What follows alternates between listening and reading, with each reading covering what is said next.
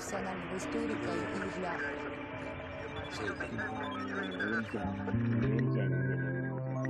They are espionage's master eavesdroppers. They command computers which can break virtually any code. Their specialized spycraft has shaped the course of history. Yet many Americans are unaware this agency exists. In World War II, their expertise enabled pilots to slay Japan's most valuable officer.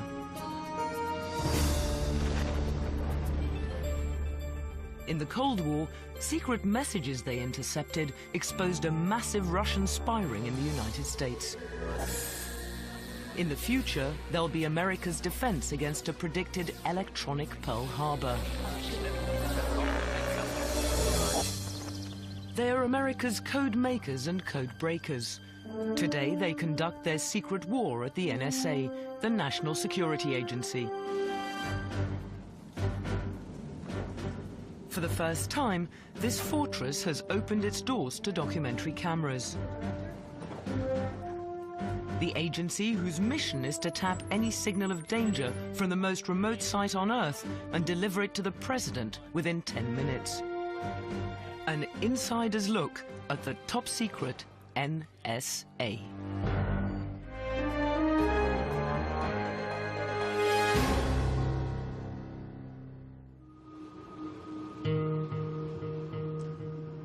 Inside this deceptively ordinary building in Fort Meade, Maryland, is a top-secret intelligence organization unrecognized by most passers-by. It's encased in copper meshing to shield its clandestine work from electronic eavesdroppers.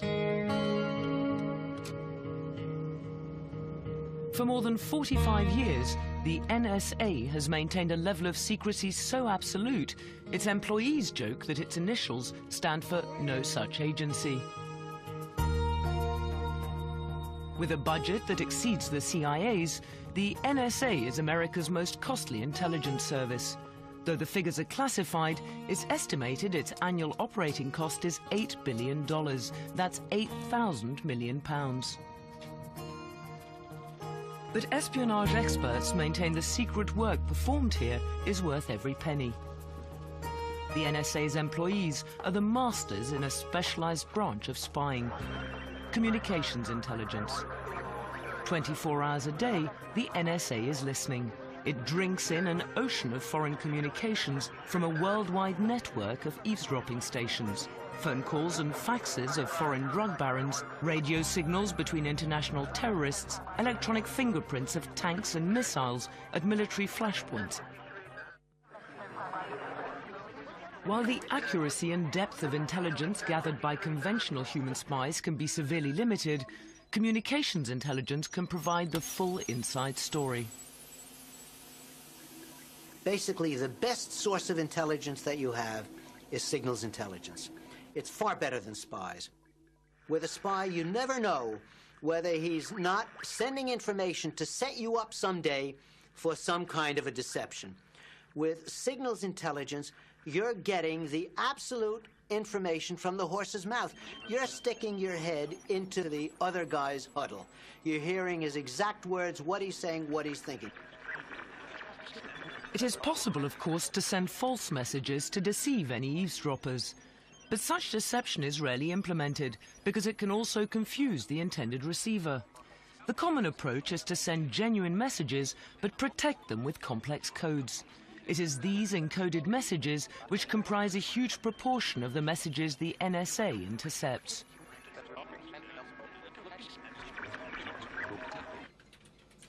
To break these codes, the NSA has assembled the world's greatest brains trust of cryptologists. These cryptologists have unlocked the most closely protected secrets of America's adversaries. Then if I wanted to encipher the message... Grooming new cryptologic talent is one of the NSA's highest priorities. Before cryptologists can learn how to break codes, they must understand how to make them. It corresponds with T in cipher, so T stays the same. One of the first steps is learning how to use multiple alphabets to encode a message. This is what we call polyalphabetic substitution. I'm going to add in 4 more alphabets to make a grand total of 5 cipher alphabets. Now we have 5 different cipher alphabets with which to work. Now let's go back to our original message and try to encipher attack at dawn. The first letter, the A in the attack, the first A in it, we're going to use the very first alphabet. So this is our plain text here. We're going to make ciphertext. Find the A in the plain text and use the first alphabet. It corresponds to the letter P, just as it did before. Now go to the second plain text character, the T, but this time bump down to the second cipher alphabet. So we find our T, and it corresponds this time to an F. So we write F is our cipher character. Advance to the third alphabet now.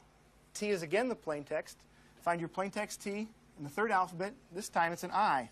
So here we have 2 T's, but this time we have 2 separate and distinct cipher characters corresponding to those T's. This is what makes the polyalphabetic substitution that much more difficult to break. Only the most gifted minds will become NSA code breakers, but sheer intellectual prowess is just the first criterion. There needs to be a certain technical competence in mathematics and probably language, but what they really need is the curiosity of a detective and the persistence of a pit bull. And it really helps, too, if they're really creative. The tenacity and self-confidence of NSA cryptologists is coupled with a curious indifference toward the content of the messages they unravel. An interesting phenomenon about many code breakers is that they don't really care about the message they're trying to read. What they're interested in, chiefly, is breaking the code, beating the code breaker, conquering the other guy. So once they have solved the code, they kind of lose all interest in it. Once the code has been cracked, decrypted messages with volatile content are instantly relayed to the nerve center of the NSA, the National Security Operations Center, NSOC. Here, NSA officials manage crisis situations codenamed Critic. The NSA averages a critic every 3 days. With a staff on alert 24 hours a day, 7 days a week, they monitor a global network of listening posts.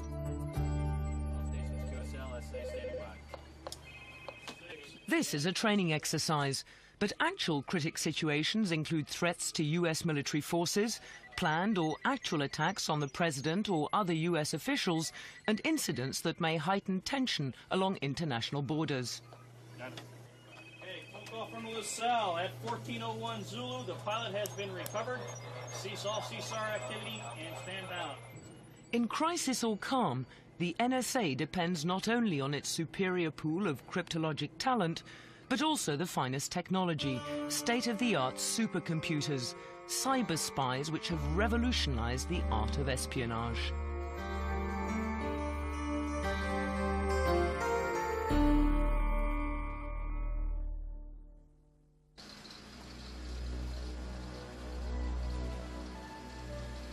In a specially designed building at NSA headquarters is the greatest concentration of supercomputers on Earth.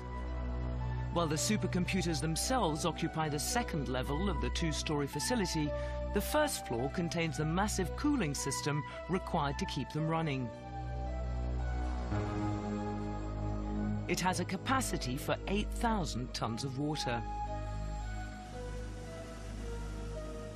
The chilled water is used to cool a substance called fluorinert, a non-conductive liquid in which the computer's heat-generating circuitry is immersed. The NSA's cryptologists depend on the immense power and speed of these computers to help them make and break codes. One of the most powerful of the agency's supercomputers is known as the thinking machine. In attempting to break a code, it will mount a brute force attack, trying every possible combination to determine the code's key. Such a task is formidable, as the possible keys for a common encryption system total 70 quadrillion, that's 70,000 billion. It would take a home computer 22,000 years. The thinking machine can do it in just a few seconds. The NSA's supercomputers are the product of a long heritage of cryptologic technology. This is the thinking machine's ancient ancestor, an electromechanical calculator codenamed the bomb. Designed in 1940, 12 years before the NSA was created, it stood 2.5 meters tall and weighed 5 tons. Though it lacked the capacity of today's home computers, for its time it was a marvel, the fastest computing device ever made. It and America's top cryptologists of that era were under the command of specialized branches of the Army and Navy. Though their expertise was unquestioned, their effectiveness was undermined by the absence of one unified agency for communications intelligence, and this resulted in catastrophe.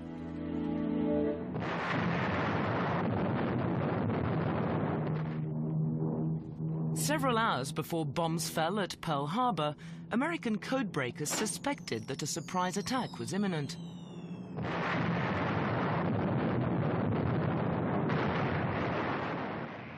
But no efficient system of disseminating communications intelligence yet existed, and Hawaii received its warning 60 minutes too late.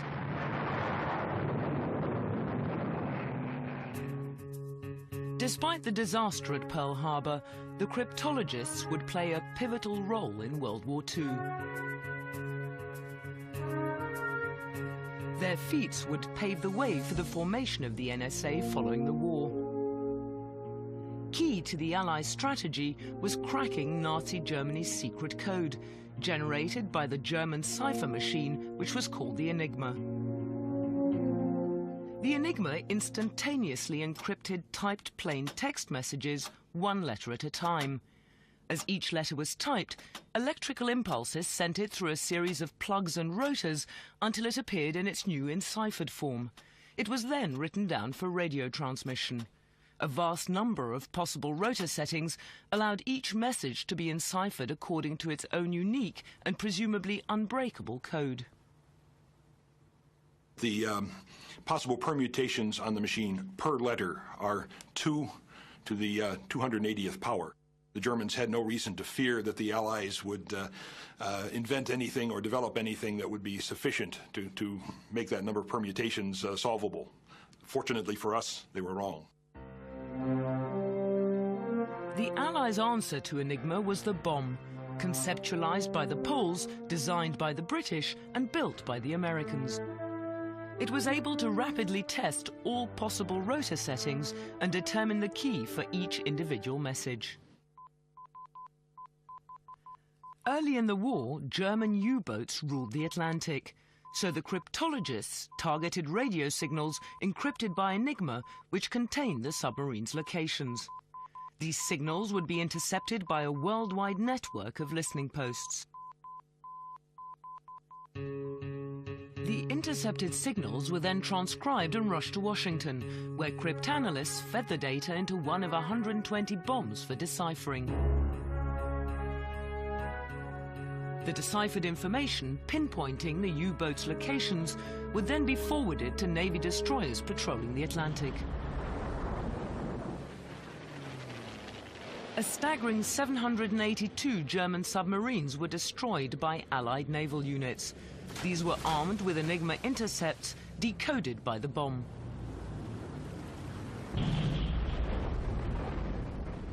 I think its contributions to the war in the Atlantic against the submarines was absolutely essential to winning the war. If we had not ended the German submarine threat, the United States would never have been able to send enough men and materiel to Europe to fight the Germans.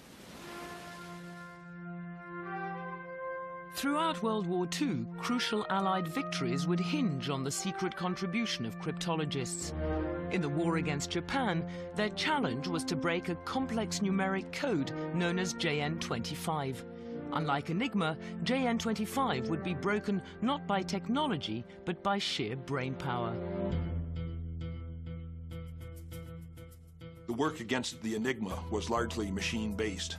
The work against JN25, which was a paper and pencil code, required sweat-of-the-brow paper and pencil analysis. No computers, no handheld calculators. They used strictly mathematical theory. It was mostly analysis of patterns based on the intercepted messages themselves. Tremendous intellectual feat.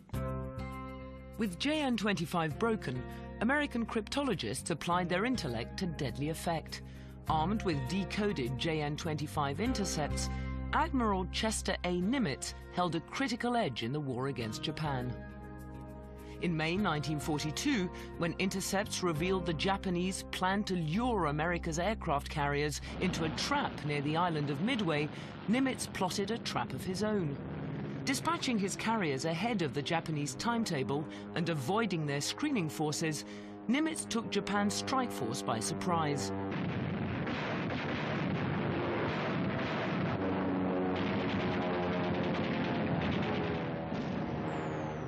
For the Japanese Navy, this was its first defeat in over 300 years.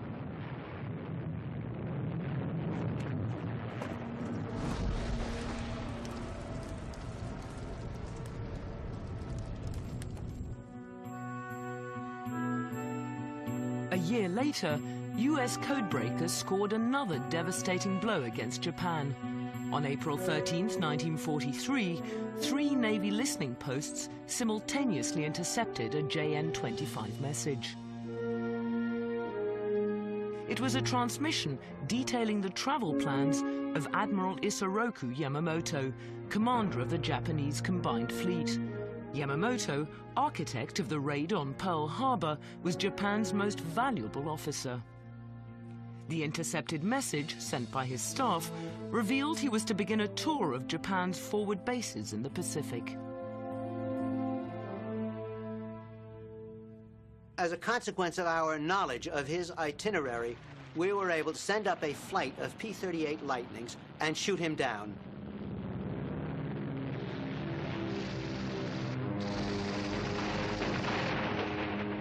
The mid-air assassination of Admiral Yamamoto was the most dramatic single episode ever to take place as a consequence of code breaking. It was in effect as if the United States had lost General Marshall, General Eisenhower, and General MacArthur all rolled into one. As Japan mourned its fallen leader, cryptologists focused their efforts once again against Germany. In the autumn of 1943, the United States and Britain were planning a risky cross-channel attack against Nazi-occupied France. But the Allies knew that the Germans had been fortifying the French coast for 2 years, expecting just such an invasion. In order for D-Day to succeed, Supreme Allied Commander Dwight Eisenhower needed precise information on Germany's defenses and strategic intentions. To provide Eisenhower with the information he needed, codebreakers focused their attention on messages transmitted from a high-ranking diplomat in Berlin. But in an unusual backdoor route to gain information on Germany, the diplomat they targeted was Japanese. He was Japan's ambassador to the Third Reich, Oshima Hiroshi. Oshima Hiroshi was a remarkable Japanese army officer and was very quick to make friends with top-ranking German army officers, including Hitler. He was immediately ushered in to some of the very top-secret meetings of the Germans. And being a good, obedient ambassador, he reported everything that he learned about the Germans, from the Germans, back to Tokyo. The most crucial of Oshima's memos were radioed to Japan in November 1943. Decoded in Washington, they contained just the information Eisenhower needed for a D-Day attack. In them, Oshima described how the Germans had given him frontline tours of the French coastal defenses. In exacting detail, he described not only the Germans' defensive positions, but also what the Germans expected the Allies to do in their attempted invasion. Armed with the knowledge of a Third Reich insider, Eisenhower tailored his tactics accordingly and ordered the invasion to begin on June 6, 1944.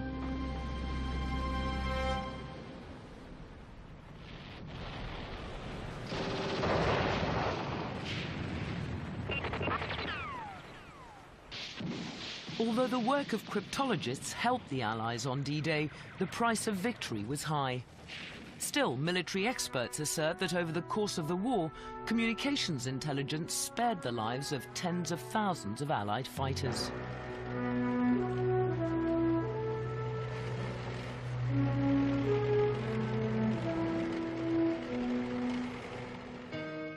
After final victory had been achieved in 1945, Eisenhower personally thanked the Army codebreakers at their headquarters at Arlington Hall in Washington. Convinced of the enormous value of their specialized branch of intelligence, American policymakers began efforts to form one unified agency to oversee it. After 7 years of bureaucratic fits and starts, President Truman signed the National Security Agency into effect on October 24, 1952. By this time, the United States had entered into a new war, a Cold one.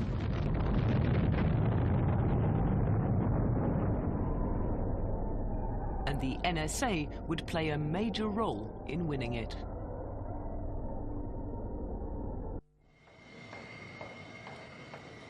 In a sub-basement at National Security Agency headquarters is one of the agency's most secret facilities. It's a high-tech factory producing computer chips for top-secret code-making devices.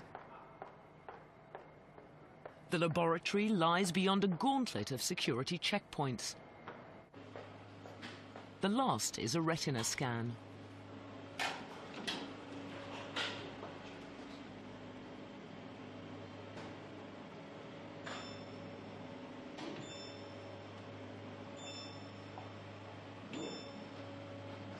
But top-secret clearance alone is not sufficient to gain full entry. All technicians must also be positively dust-free.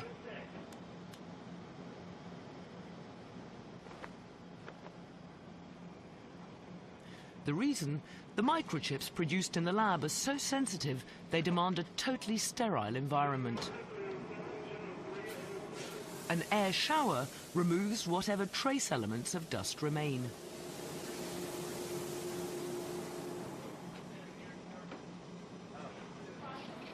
Here, microscopic precision is mandatory. In order to facilitate this, the lab is built on a base of 50 tons of concrete. Earth vibrations are negligible. The NSA is unwilling to disclose any details about the chips produced here, but it acknowledges they're integrated into secret enciphering hardware designed to keep the government's communications safe from foreign code breakers. For 40 years, the motivating force behind the NSA's high-tech activities was the Cold War, but the agency's first breakthrough in that epic struggle was a triumph not of its machines, but its brainpower. In the early 40s, before the Cold War had even begun, American listening posts were intercepting Soviet radio traffic, but the messages were indecipherable, protected by an ingenious double encryption system, in essence, a code within a code. The first layer of encryption was a code book, which allows a code clerk to take text and substitute numerical entries, much in the way you'd look up entries in a dictionary. You'd look up a word, and it would have an equivalent number, and you would use that then to construct the message. But on top of that, the numbers then were encrypted using what's called a one-time pad. And a one-time pad is a pad of totally random numbers, generated only once, and therefore it can't be reconstructed. The Soviets' one-time pads provided an impenetrable extra layer of encipherment. For example, if the first word of the coded message corresponded to 3856 in the first layer of encryption, then this number would be added to the first set of numbers in the random one-time pad. Complicating the code further was the fact that normal addition was not used, but the so-called Chinese arithmetic method, in which numbers greater than 9 are not carried over.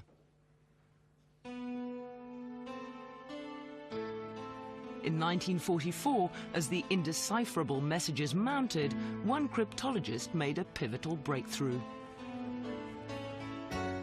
Cecil Phillips, an army codebreaker, detected a crucial error by the Russians. The Soviets were taking shortcuts, using the same one-time pads on multiple messages. This discovery was the first step in unraveling the code. When you work on a cipher problem, there are lots of times when you will make some discovery or break, and when that happens, it's like eureka. You think you've found it, and there's a kind of euphoria that goes with that you couldn't duplicate any other way. Within 2 years of Phillips' breakthrough, both layers of encipherment were painstakingly picked apart. The decrypted messages, codenamed Venona, stunned America's intelligence officials. A vast Soviet spy ring was operating in the United States. The level of the agent's penetration was alarmingly deep. This 1944 message makes reference to an unidentified operative in the inner circle of the wife of Kapitan, the Russian codename for Franklin Roosevelt. In other words, the Soviets had a spy within the entourage of the First Lady. Even more devastating was the revelation that the Soviets had penetrated the Manhattan Project, America's secret wartime effort to build the atomic bomb. The bomb, codenamed Enormos by the Russians, was the prime focus of the espionage ring. According to the Venona decrypts, the most active agent gathering such intelligence was codenamed Antenna, later designated Liberal, but his actual identity was unknown until 1949. Federal investigators discovered that Liberal was Julius Rosenberg, the owner of a small electrical engineering firm. On July 17, 1950, Rosenberg was taken into custody. On August 11th, Rosenberg's wife Ethel was also arrested. However, the Venona decrypts provided little information of her activities, beyond her awareness of her husband's work for the Soviets. Convicted of treason in a trial that inflamed the nation, the Rosenbergs were sentenced to death in March of 1951.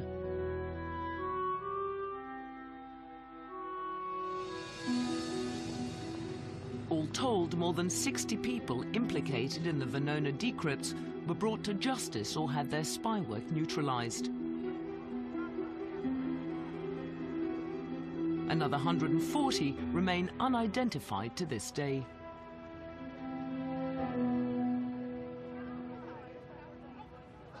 As the Cold War extended to the 1960s, the NSA continued to secretly shape its course. The arena for one of its most crucial missions would be Fidel Castro's Cuba, which had emerged as a flashpoint of conflict between the two superpowers. The story of the Cuban Missile Crisis has been well documented, but the role of the NSA has been veiled until now. According to conventional accounts, the crisis began in 1962. On October 14th, photographs taken by U-2 spy planes revealed an alarming surprise. The Soviet Union was arming Cuba with ballistic missiles. Missiles which would put the eastern United States within range of a swift and disastrous nuclear attack. Historians have chronicled that this was the first evidence of the Soviet threat presented to President Kennedy by American intelligence. But in reality, NSA listening posts had been monitoring Cuba's arms buildup as early as 1960. The communications it intercepted concerned suspicious Soviet ships heading for Havana. For 2 years, NSA eavesdroppers heard Cubans discuss shipping procedures which spelled trouble.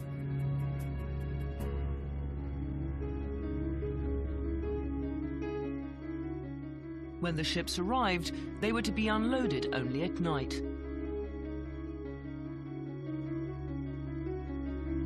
Deliveries were to roll away from the pier under black canvas and heavy guard, out of sight of onlookers.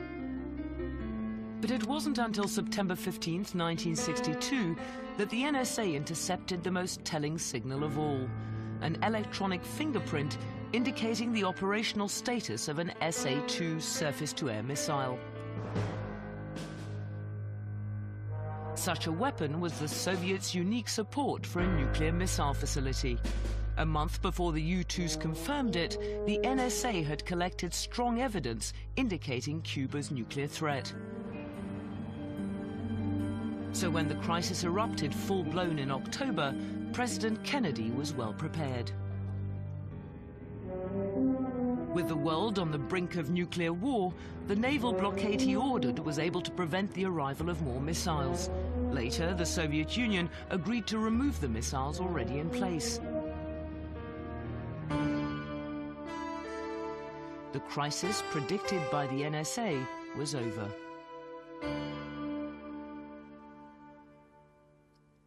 From the early skirmishes of the Cold War to the present day, employees of the NSA have served in silent obscurity. Because much of cryptology is a cerebral endeavor, many perceive it as spycraft without risk. But the NSA has often had to place its people in harm's way. With a total of 152 fatalities to date, it's suffered more casualties than any other American intelligence service. The inherent danger of signals intelligence is that not all secret communications can be collected remotely. Net control, this is critical source. I read you. Can you identify the tanks, over? Listening posts must often be positioned perilously close to the target. In these cases, roles can be reversed, and the cryptologist himself becomes the target. This would be the fate of 11 Air Force cryptologists in 1958. Throughout the Cold War 50s, modified cargo planes were used for NSA missions targeting the Soviet Union. The planes would fly dangerously close to the Soviet border, attempting to draw a reaction from Russian air defenses for later analysis. On the maiden flight of one such aircraft, the Soviet response turned deadly. NSA ground eavesdroppers listened helplessly to the chatter of Russian fighter pilots as the crew of the C-130 realized the Soviet planes were closing in. When the Soviet aircraft decided to attack, it must have been panic aboard that aircraft. It's hard to imagine the fear that would be generated by that, because they knew they were sitting ducks. A C-130 is a transport aircraft. It can't get out of the way. It can't fly as fast as a MiG-19. And there was nothing down below but mountains. They knew they were dead.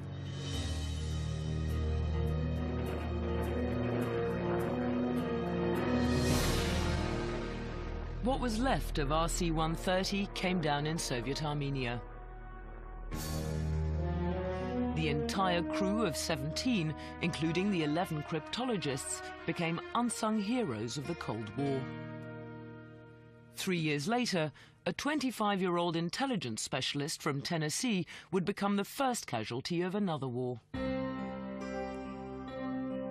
James T. Davis was the Army's first cryptologist in Vietnam and the first American to fall there. In 1961, Davis arrived in Vietnam, 3 years in advance of America's full military commitment.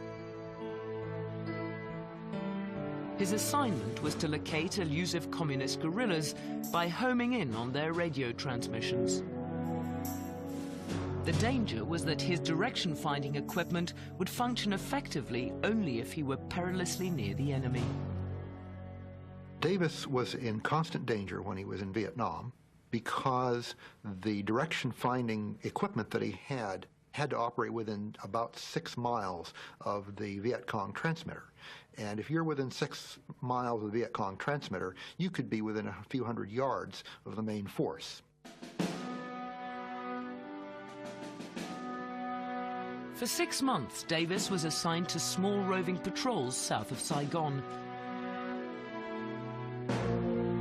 On December 22, 1961, the Viet Cong guerrillas he targeted were waiting in ambush.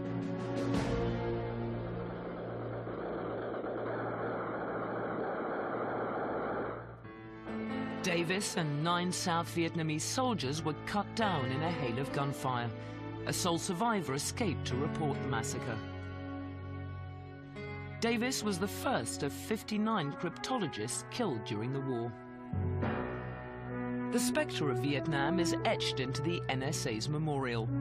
But the most deadly single incident in the history of cryptology occurred in another war a world away.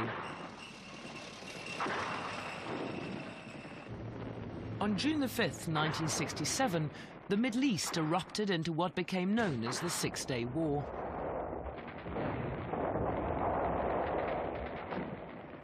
Ordered to within earshot of the battle zone was the USS Liberty, a signals intelligence collection ship. On June the 8th, the Liberty was patrolling 22 kilometers off the Sinai coast, though in international waters, its close proximity to the Arab-Israeli conflict made it a vulnerable target. At 2 o'clock that afternoon, Israeli planes mounted an attack.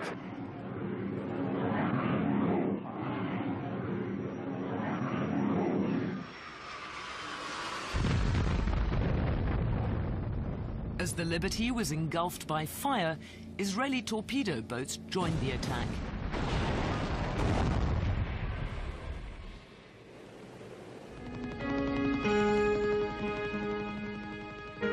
Incredibly, the pummeled Liberty did not sink, but 34 died and 170 were wounded.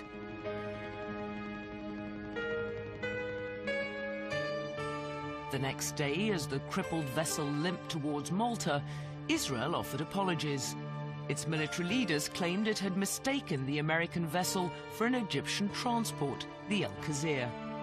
When I heard about it, I was sad, and I was not the only one. There was no cause, there was a mistake, and it's a pity that, good people are being killed by a mistake. Some historical analysis has suggested otherwise.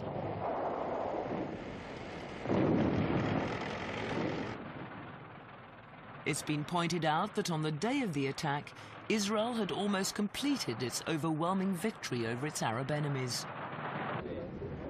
But Israel's primary objective, the Golan Heights, was still held by the Syrians. By attacking the Liberty, the Israelis may have been trying to prevent America from learning the full extent of its gains. Concealing this information would have been crucial in staving off American intervention to stop the war before the Golan could be won. Whatever the truth, the fate of the Liberty is poignant evidence of cryptology's inherent peril.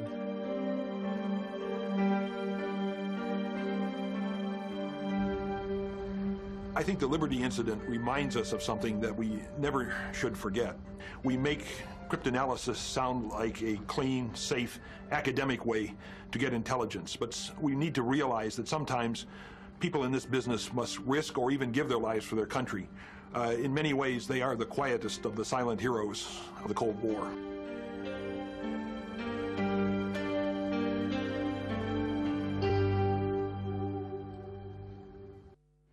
Be still, then blink or smile.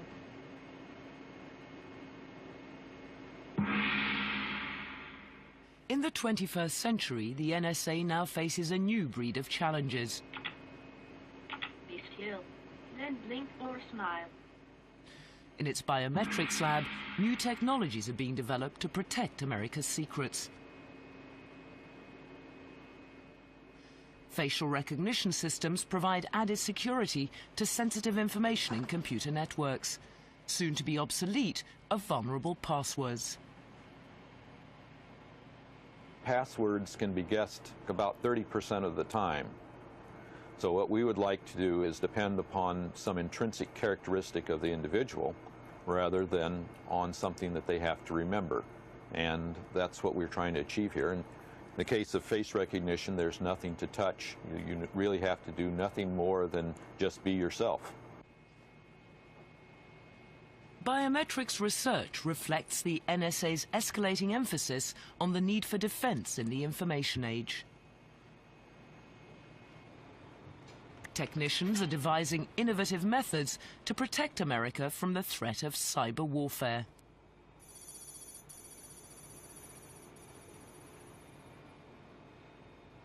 Military experts warn that a terrorist armed only with a modem and a mouse could trigger catastrophe. Preventing such an attack is among the NSA's new challenges. The National Security Agency's central responsibility is to preclude strategic surprise. So as we look at conflict in the information age, it's terribly important that NSA succeed in avoiding an electronic Pearl Harbor. In an electronic Pearl Harbor, the electron is the ultimate guided weapon. The nightmare scenario would begin with a salvo of stealth software known as logic bombs, followed by a variety of ingenious viruses. The principal target would be the network of computers controlling the nation's economy. Millions could wake up to discover their bank accounts emptied. Investors could lose fortunes instantly, sparking panic, which would crumble America's financial bedrock. Also targeted would be the nation's transportation systems. Virulent software worms would invade the computers operating air traffic control. False messages could order planes to land on crowded runways. America's skies would be in turmoil, a death trap. With its transportation grid locked, its communications disrupted, and its economy ruined, America could be plunged into anarchy. Though some experts maintain a disaster of this magnitude is unlikely, most agree that cyber warfare will be the new battleground of the 21st century. To repel any future attack, the NSA is developing defensive measures which are closely guarded secrets. For half a century, unmatched secrecy has been fundamental to the NSA's success. Okay, morning everybody. Start us off, Judy. Good morning, sir. Right after. Those who work here maintain that an exceptional level of commitment is also imperative. For some at the NSA, this commitment was best illustrated when they eavesdropped on signals during a foreign skyjacking in the 1980s, a crisis in which lives hung in the balance. Although the NSA will not comment on the specifics of the incident, what they feel should be known is the uncommon conduct of their colleagues. You could see the tension because they were almost willing communications to happen so that they could provide intelligence that might make a difference. The good news was that it ended and most people were rescued. The tragedy of that was that one individual was killed. They were devastated when that person was killed. When it was all over, they sent flowers and they attended the funeral. Nobody knew they were there. Nobody knew where the flowers came from. Those are the kinds of people we have working in this building. They never talk about the events they support. They never talk about the tragedies that go on, but they really identify with whatever is going on in the world. And they really identify with the fact that they may be thousands of miles away, but through electronic communications, they are there as part of the fight.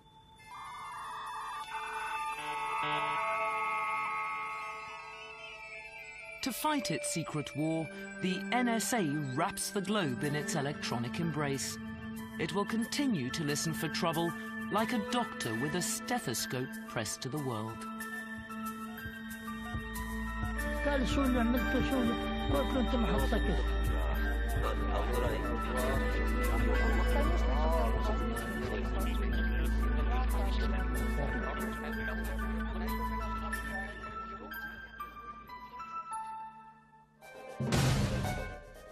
A rare bacterial disease causes concern when it claims a life.